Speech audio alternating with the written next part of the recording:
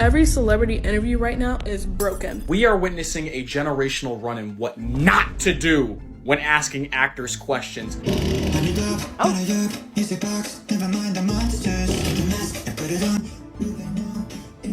What is going on with celebrity interviews? What you just witnessed wasn't a skit, it wasn't a prank, it was a real interview clip from the Five Nights at Freddy's 2 press tour for an actual movie studio. It actually doesn't feel real. If you've had an internet connection this year, then you may have noticed this deeply concerning trend where celebrities will show up to promote their films, and instead of being asked about, I don't know, their work or their process or literally anything to do with the actual movie, they get hit with the most unhinged questions that you have ever heard in your life. To really show you how bad things are, I want you to picture this, okay? So you're an award-winning actor on your promo tour for your new movie. You've spent months pouring your soul into this character and you're genuinely excited to talk about your experience. So you sit down expecting an actual conversation with, I don't know, a real journalist, someone who might ask about the emotional challenges of the role or the themes of the movie. And instead, you get asked this. James, do you know what this is?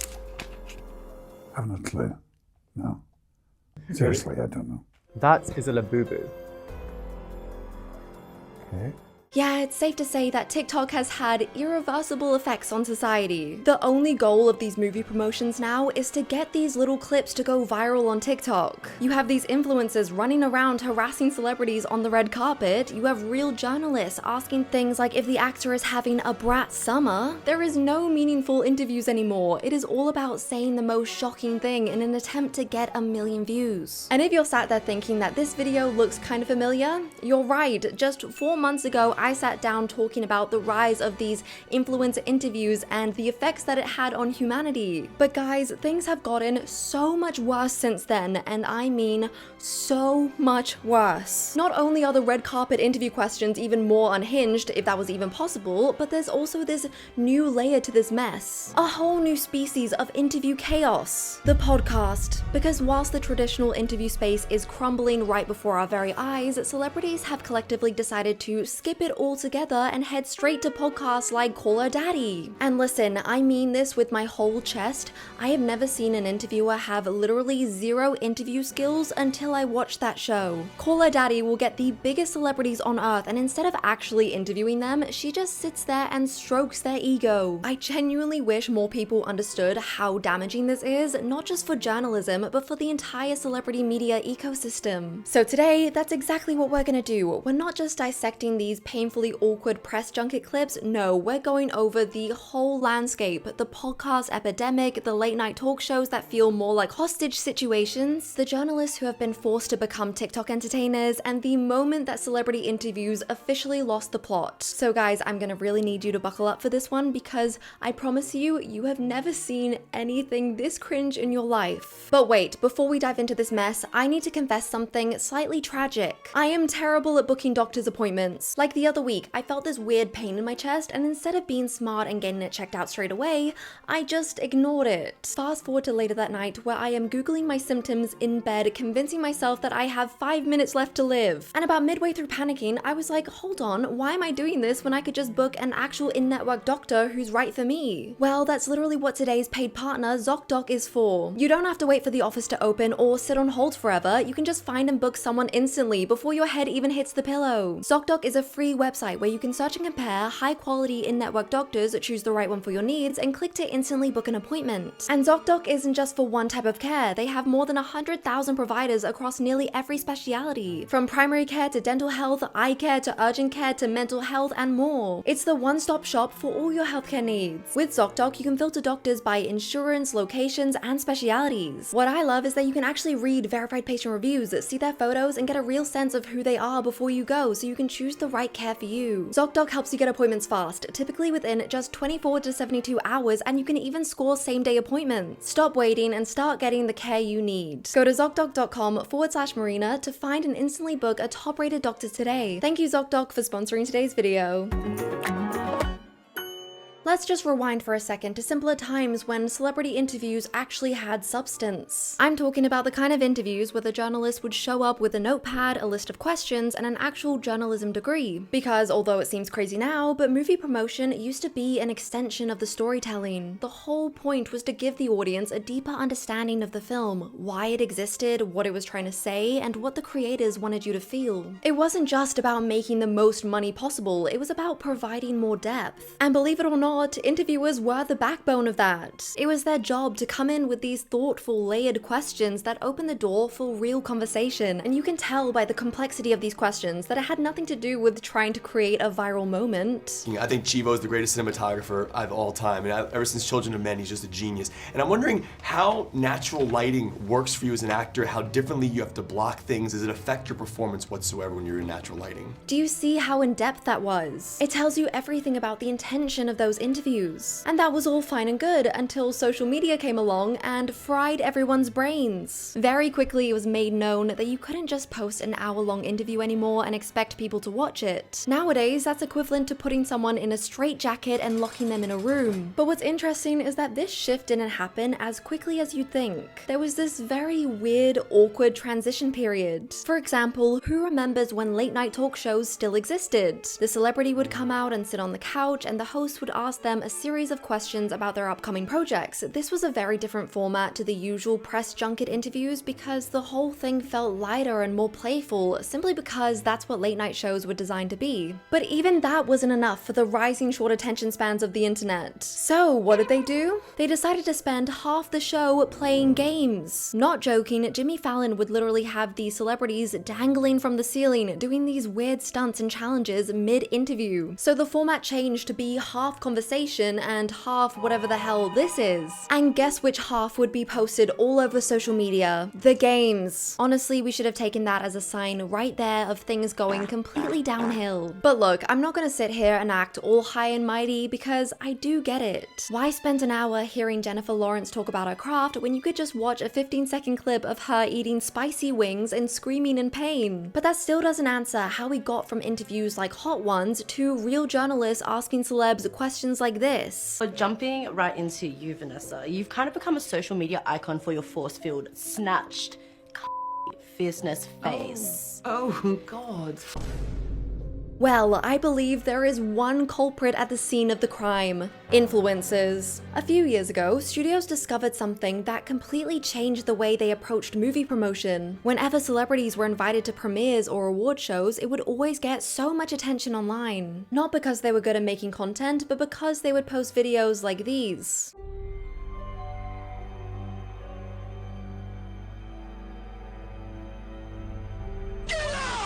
Yeah, basically these influencers would just run around these events treating them like their own content playground. But it worked. These clips went viral, pulling in tens of millions of views. That's when studios realized that they were basically getting free promotion out of them without having to do anything. This completely flipped a switch in the industry. It didn't matter that they were harassing celebrities and being a nuisance, it mattered that they were getting people talking. It just reminds me of this one clip of Billie Eilish where she's at this award show and she is just dumbfounded by the amount of influencers there. So pretty soon after studios discovered this, they began to experiment. And this all began with what I would confidently call their worst mistake ever. They handed influencers microphones. Wait, gay son or dog daughter? Sorry? Pick one, gay son or dog daughter. Oh my god. Period. Suddenly, you had these influencers with no real understanding of how interviews worked or even how normal human interaction worked suddenly being given access to something that people study years to do. But this didn't matter. The studios loved it. They saw the views, they saw how these clips were going everywhere online, and that was it. As you can imagine, being a journalist in this situation is incredibly frustrating. One journalist actually spoke out about this shift, saying, "Journalists are out here in trenches, we're battling weekly round layoffs, abysmal wages and pay rates, fighting disinfo at every corner, and now TikTokers with no tact or media training whatsoever are set free to harass celebrities." And journalists face the harshest consequences of this because if they ever wanted to be invited to a press tour again or get FaceTime with the cast, they had to play along. Which is how we ended up with clips like this. That Reed is the first capital D daddy in the MCU. Are there no other fathers? Oh, I mean daddy. Oh, brother, this guy stinks! I'm sorry, what did I just listen to? I feel like that clip just aged me 20 years. Why does it feel like these journalists are competing in some twisted Hunger Games to try and get the most viral moment? Except the prize isn't fame or glory, it's that they get to keep their job. They don't even take a second to think if the question is going to be offensive or not. They just want the viral moment. What's it like calling Leonardo DiCaprio daddy? Well, did not think that it would be something that I would do. I'm sorry, are we okay? Are we as a society genuinely okay? Because why on earth is that a real question being asked in a professional interview setting? And this guy as well is literally a veteran interviewer. I see him on every red carpet. I just think it's so sad that it's gotten to this point where people with degrees are acting like this. Another thing that I've been noticing is that half the time these questions won't even be relevant to the actor. Are you Team Conrad or Jeremiah?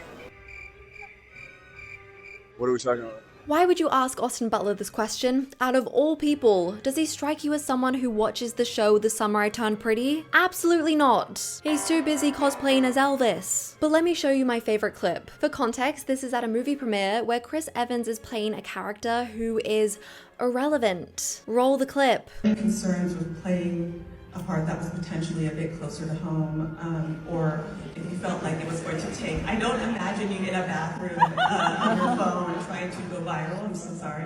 I genuinely think that these people must have zero media training, because why on earth would you think to ask a question like this? And I don't even think that this person was trying to get a viral moment. I just think that they had nothing going on up here. But guys, don't worry, because here on my channel, you will never find that level of unprofessionalism. I'm kidding, but if you love all things movies, TV, entertainment, then you are in the right place. So subscribe to my channel so you don't lose me in the algorithm. And can I just say that I am so sick and tired of these tiny little microphones they're using. Am I the only one who finds it a little bit disrespectful? It's like you're starting off being unprofessional. It's just so strange to me. And you can just tell that the celebrities hate it too. I feel like they especially hate the ones who have the little microphone but also try to act like the star of the TikTok. Alright, we got a little mic right here. We got Timothy Chalamet. Do you have any like dance moves that you go to? Like a go-to?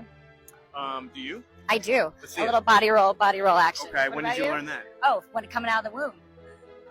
Okay, facts. No. Fair. All right. Well, thank you so much for coming. Hey, thanks for talking to me with a little mic. Little mic. All right, have a good one. Bye. See you. The other category of these interviewers that I can't stand are the ones who just do zero research before the interview. Like this man who clearly didn't realize that Tom Hiddleston's ex is Taylor Swift. Taylor Swift, big fan of a sourdough recipe blog. Like very, very specific, but I can see how you can get into that. This is the face of a man who would rather be anywhere else. Now, some people argue that this was done on purpose to get that viral moment, but to me, it just seems like this guy is clueless. But honestly, I think this entire phenomenon can be perfectly summed up by the Wicked press tour, because that whole thing was so unhinged in the worst possible way. The second that clip dropped of Cynthia and Ariana crying during their interview, it was like every interviewer collectively decided, okay, that's the blueprint. And just like that, everyone was coming in with these hyper-emotional, borderline manipulative questions purely just to get them to cry again for their TikTok. And it just felt so disrespectful. Like, you really can't think of another question besides how much do you love each other? Really? That's all you've got? And look, I'm not saying that every interviewer is terrible. There are so many incredible interviewers out there, people who actually put the time and effort into the questions they're asking. And this goes for influencers too, because you can tell that so many of them actually care. But you'd never know because they get completely overshadowed by all this nonsense. And as a movie lover, this really sucks, and I do feel bad for these actors. There was actually a recent tweet that I haven't stopped thinking about since I read it. It was in response to this hilarious tweet about how promoting a movie is basically just a humiliation ritual, which is so true, because are you guys seeing this headline? What is going on? But anyway, I saw a really interesting quote tweet which said, I recently spoke to the star of an Oscar contending movie who recalled breaking down in tears at the end of a press day because there were so many interviews and the questions were so dumb. And I'm not someone who worships celebrities either, but I do understand how much work goes into making a film, and I know how much this means to them. So to spend years pouring your soul into a project only for an influencer to walk out and ask you if you know what skibbity toilet is, That must be exhausting. But surprisingly, there is something that I think is far more harmful than these brain rot style interviews. Something that I rarely hear people speak about. The pandemic of podcast interviews. When you first hear the words podcast interview, it sounds like a good thing. To do a celebrity interview in such a casual environment on your podcast, that sounds like a great format. Which, yeah, would be the case if the hosts actually had journalism talent and didn't just want to be the celebrity's best friend. Let's just dive straight into this and talk about the cultural phenomenon that is Call Her Daddy. Now, if you don't know what the Call Her Daddy podcast is, let me give you a brief rundown because the history is complicated to say the least. The podcast was created in 2018 by two friends, Alex Cooper and Sophia Franklin. Their content in the beginning was very different to how people know it is today. To make it simple, it used to be described as locker room talk for girls. I genuinely can't even say on here any of the stuff they used to talk about without this video probably getting taken down because it was very inappropriate. But it worked, and the show's numbers were exploding in a way that most new podcasts could only dream of. That's when Barstool Sports swooped in and gave the girls their first real deal of around $70,000, which basically meant that Barstool would have all the rights to the podcast whilst paying Sophia and Alex $70,000 a year. This is where things really went crazy, and quickly it became one of the most listened to podcasts in the world. I think people really loved their loud and shameless type of conversation, and the show thrived on this best friend dynamic. That was until the year 2020 when everything started to change. As the podcast continued to grow, so did the tension behind the scenes. The show was bringing in millions and millions of dollars, and yet the girls were still getting paid the same $70,000 salary that they started on, which really started to seem unfair. The girls were at a complete loss for what to do. They were debating whether to just leave the company and start a new podcast or to approach Barstool and ask for a better deal. So they decided to go straight to the head of Barstool Sports and demand more money and a better contract, to which they surprisingly accepted. They were offered a new deal where they would be paid $250,000 each, plus the chance to have full ownership of the brand after just 1 year. To Alex, this seemed like a great deal. You get a pay rise and you only have to stay there for 1 more year? That sounds good to me. But Sophia wasn't convinced. Her boyfriend kept insisting that they deserved way more money and should just walk away entirely, starting fresh. And honestly, he wasn't wrong. But before anything could be resolved, Alex allegedly went behind Sophia's back, met with the company, and signed a deal that gave her full ownership of Call Her Daddy. Yep, meaning Sophia got nothing. That was it. Their friendship ended on the spot. Sophia eventually came out and told her side of the story, but by then the damage was already done. Alex had rebranded the podcast into this celebrity interview machine, and a few years later secured a $60 million Spotify deal. $60 million. Imagine if you were Sophia in that situation. So yeah, that is the messy origin of Call Her Daddy that a lot of people just love to forget. As someone who has never actually listened to a full episode of the podcast, I've always found the appeal of the show just fascinating. I think what frustrates me is how Alex Cooper gets all these amazing guests on the show, and instead of having an actual in-depth back and forth conversation, she just lets the celebrity speak while she sits there and occasionally goes, "Oh my god, I totally agree. Give me a break."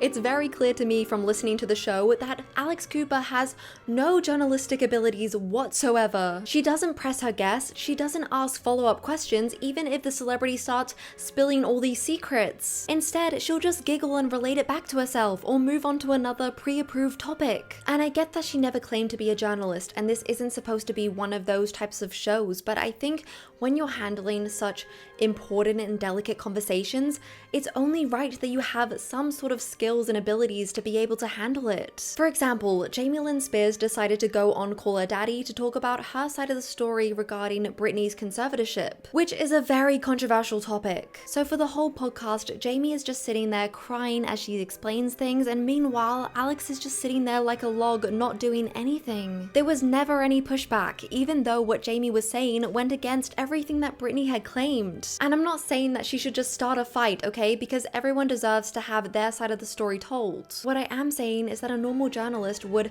mention these inaccuracies and question them on it. But instead, Alex just moves on to the next question. I genuinely don't think I've ever heard her say anything that wasn't written on a cue card. But even controversial topics aside, Alex just seems incapable of asking a follow-up question ever. It's like she can't engage in normal conversation. A perfect example of this is her interview with Charlize Theron. Here you have the opportunity to talk to an Oscar-winning actress. The possibilities for an amazing conversation is endless. It starts off with Alex asking Charlize how she feels about her new movie, The Old Guard 2, and how it is revisiting a character for the second time. And so this was nice because it gave me an opportunity to kind of like go and revisit a character that I had played before. And I'd never done that before. But it also makes it challenging because then you're like, well, what do I want to go and explore? So then it becomes complicated in that sense, but good complicated. There is so much depth to work with in this answer, I actually had to cut it down for time. And maybe it's because I actually like movies and acting that I can think of a million follow-up questions to ask, like, what were those themes and did you actually manage to get to explore them? But instead, Alex replies with this. Complicated in that sense, but good complicated. Okay, you're hanging out of a helicopter in the movie? Yeah. I mean, she doesn't even acknowledge Charlize's answer at all. She just immediately moves on to the next question. Usually in professional settings, if the interviewer had a different type of question to ask next, they would find a way to transition the topic. For example, they might say something like, talking about exploring different themes, how different is it to find character depth in the action genre, which is traditionally story-led, as opposed to character-led like in dramas? That way, there's not so much of a harsh jump from question to question, because right now, Call Her Daddy just feels like one big game of 21 questions. And what I find so ironic is that the tagline of Call Her Daddy is creating conversation. But in reality, it is literally the furthest thing from a conversation. Creating conversation means asking follow-up questions and not just waiting for your turn to speak. But instead, it's just harsh cuts between questions, which is just so grating as a listener. But hey, listen, I can understand why these celebrities would want to go on Call Her Daddy because, oh my gosh, can you imagine the ego boost? And there is so many celebrity podcasts who do the exact same thing, like Zane Lowe or The Vile Files. The audience assumes that these conversations are honest and unfiltered, like they're just chatting as friends. I usually see comments of people being like,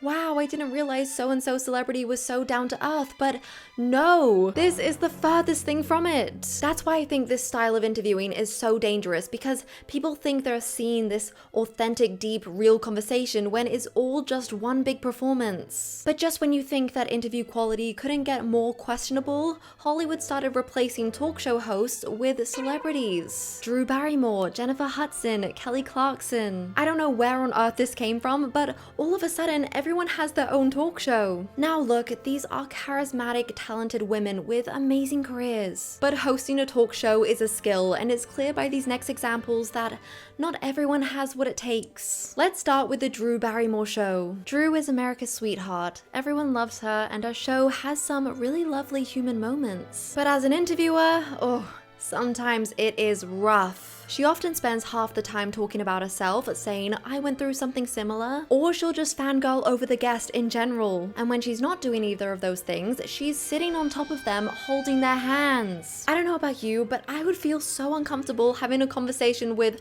a friend being that close, let alone someone I barely know. Now that I think about it, it makes sense why these shows aren't as popular as prime Ellen DeGeneres. Not just because people don't watch TV anymore, but because I genuinely don't think anyone wants to watch a celebrity have their butt licked for 30 minutes. It's boring TV. Now we get to the worst case of this, the Jennifer Hudson show. Jennifer Hudson is an incredible singer with an Emmy, Grammy, Oscar, and Tony. She's literally a superstar. But now she's hosting a daytime talk show, which would be fine if she was actually a good host. I've seen clips where she asks a question and then accidentally interrupts the guest to add her own commentary, or repeats the question in a different way as if she's forgotten that she's already asked it. I feel like with Jennifer, it's not just that she's a bad host, I feel like she can't have a normal conversation. Just look at this cringe clip where she interviews Kesha. I was an extra on Dreamgirls.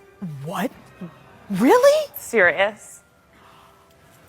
Bible. Kesha was an extra in Dreamgirls? For like $120. I sat there with my hair teased to the gods. Yeah? Oh my God, I No offense, I hated it.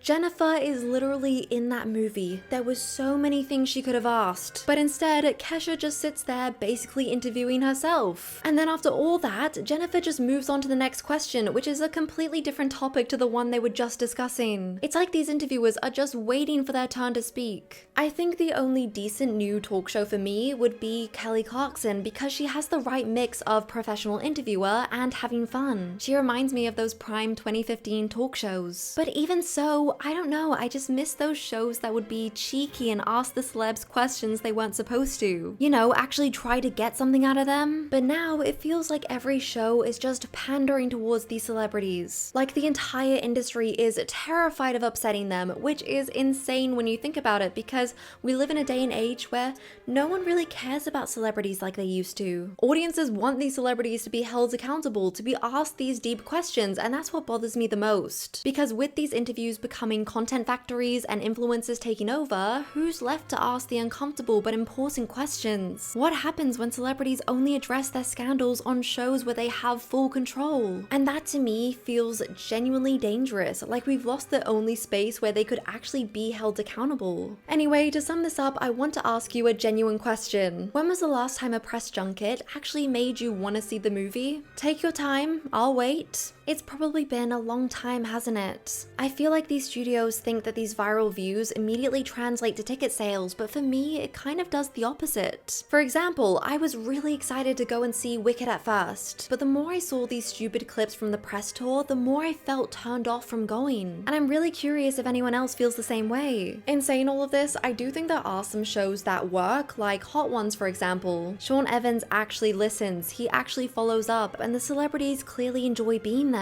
It proves that you can adapt into this new era without turning everything into a clout-chasing circus. So at the end of the day, we deserve better questions, actors deserve better conversations, and films deserve better promotion. It is literally as simple as that. I'm really curious to hear your thoughts on this topic down below. Are you someone like me who is just so sick of seeing these types of interviews? And if you made it this far, please comment the word popcorn so I can see who doesn't have a short attention span and I can go and like all your comments. Please don't forget to like and subscribe, and I will see you in the next video. Bye!